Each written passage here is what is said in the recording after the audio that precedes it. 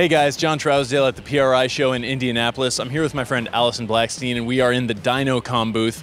We're excited to be here because we have a new theme for 2018. We do. It is go big or go home. Go big or go home. I like the sound of that. Now tell me, what does that mean? Basically, the horsepower and torque levels are just going up, and so we have to evolve with that, and that's what we've done. We've always had the biggest eddy current brake. Now we've actually added the ability to have a secondary eddy brake, which can hold over 6,000 foot-pounds of torque. So you're responding to the market. Obviously, even the OEM's numbers are getting higher and higher and higher. We're standing in front of the DC15,000. This is your new chassis dyno. Tell me about the numbers that this can handle. And this dyno's been on the market, but it's evolving. So we've redesigned the air brake system. We've added a secondary eddy brake.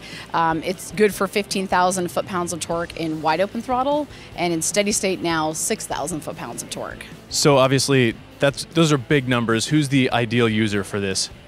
So this particular model we sold to Dan's Diesel, which diesel customers are really all about the torque. Anybody doing tractor pulling, but even all the drag guys, anybody doing anything over 2,500 horsepower, they're going to need the ability to steady state that horsepower. It's crazy that 2,500 horsepower is a number that a lot of people are hitting for a bunch of different applications. 2,500 horsepower is a lot of stuff you see on the street, even. It's crazy. It is crazy. I love it. Okay, so this thing is nice and wide. That works for the diesel guys. Correct. 102-inch track width, not just for diesel guys, but 4-bearing system. So the more bearings, the higher the load, the higher the speed. And updated electronics. Tell me about that. Yeah, we've redesigned. We've got our new LED lighting system, upgraded our integrated cooling fans. The air brake system's been upgraded. So you upgrade your car, you got to upgrade your dyno. So up to 3,000 horsepower on this one. When we get past that, where do we need to go? Really, the issue at over 3,000 horsepower is traction. You know, you see it on the street and you'll see it on the dyno. And the only way to really get past that 3,000 horsepower level on a dyno is to then go to a hub dyno.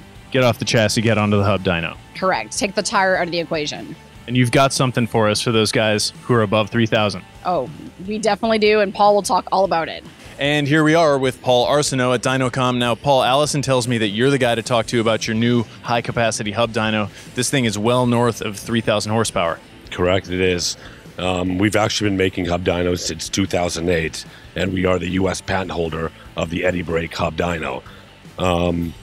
In 2012, we actually had a hub dyno capable of over 3,000 horsepower, and I would consider anything before 2012 or 2014 our older generation platform. And this year, we released this big boy, which is capable of over 9,000 horsepower in a sweep test. It can absorb 7,200 horsepower. So you can pretty much put your, funny car you got parked in the garage on this hub dyno and run it full throttle. That's what it was made for.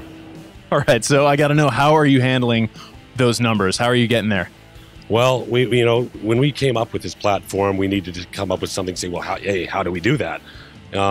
It wasn't as simple as just throwing in some eddy brakes into basically a chassis. We had to really go to the next generation of engineering. And what we did, we used 3 smaller eddy brakes and it spun them up a multitude faster than the old generation. How we do that is basically incorporated a very efficient Helica-type gear drive system, which speeds up all the 3 secondary eddy brakes. And you were telling me earlier that it's sort of counterintuitive, but running 3 smaller brakes lets you dump heat more efficiently, lets you be a little more configurable.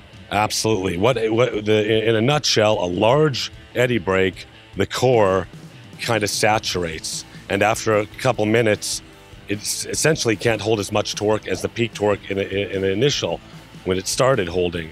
Smaller eddy brakes, when you spin them up faster, can dissipate that heat better, and in the long run they're simply more efficient, and with the gearbox and the drive system, it's a winner. And simply put, it can hold 7,200 horsepower in steady state. That is just a silly number. It's hard to believe looking at this thing because it's so compact. It absolutely is compact, and it's actually very configurable. We call the 3 slots, it's called a tripod for a reason. There's 3 modules, which we call chambers, and those chambers can be configurable.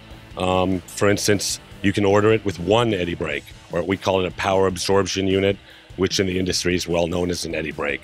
Or you can have 2 eddy brakes or 3 eddy brakes, or you could have 2 eddy brakes and an AC motor. We've tried this with a 25 horsepower motor, or that third slot could be a Bosch axial hydraulic motor. In this case, the units behind me have 2 eddy brakes and a large inertia disc roller, so you can allow motorcycles and recreational vehicles to run on them like a traditional chassis dyno. So you can throw the ATV on top of this thing like a chassis dyno. Absolutely, when they're paired, obviously, correct. So with that ability to configure this thing different ways, it sounds like maybe for the power shop or even the guy who's tuning dragsters, tuning diesel trucks, it can kind of grow with you. Absolutely. I mean, you can order these units with 1 eddy brake, and in 1 eddy brake configuration, it's approximately a 3,000 horsepower system. With 2 eddy brakes, about a 5,000 horsepower system, and with the 3 eddy brakes, 7,200 horsepower. So they grow with your needs. So it's not necessarily made right off the shelf for a top fuel dragster. It can be made for somebody that's putting down 100 horsepower. It works. It's a little more fun to talk about the top fuel dragsters, though. So let's say I've got my funny car, my top fuel car, bolted up to this thing. How are you dealing with that vibration? Because that's just crazy power. It's going to rattle the pictures off the wall. As I said, it's the next generation evolution of our hub dyno system.